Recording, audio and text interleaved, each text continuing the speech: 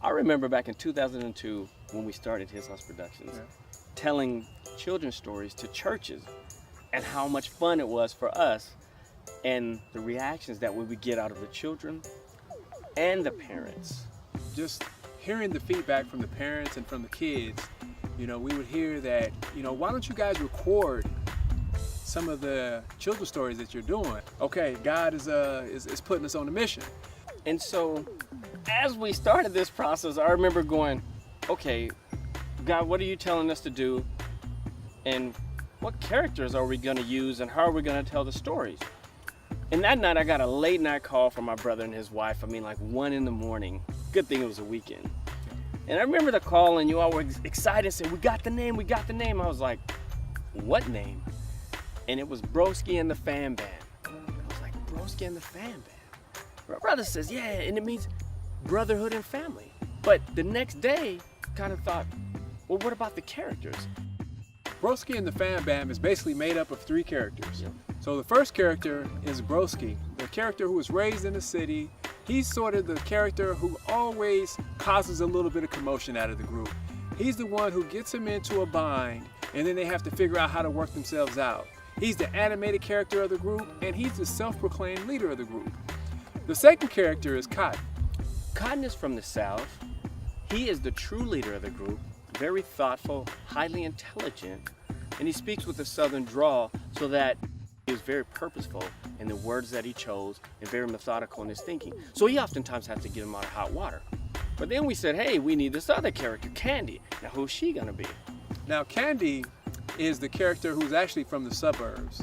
Candy is the feisty sort of character who is really Broski's antagonist. And so with that, we launched into our very first DVD. It was based on the story of Jonah. It's called Big Old Fish. And we wanted to deal with the topic of bullying, obedience, and also we wanted to have an African-American father present because we think that's missing in a lot of media. So we wanted to give children tools that they could deal with in dealing with everyday common occurrences that happen at schools.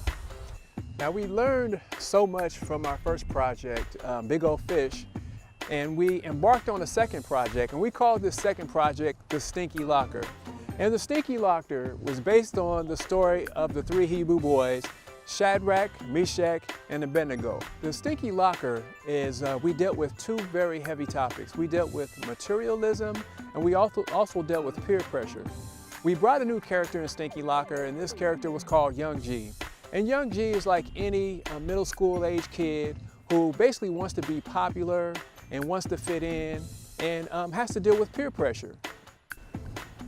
And after The Stinky Locker, we got a lot of good feedback on the music. And we came up with this great audio CD called Jam, which stands for Jesus and Me.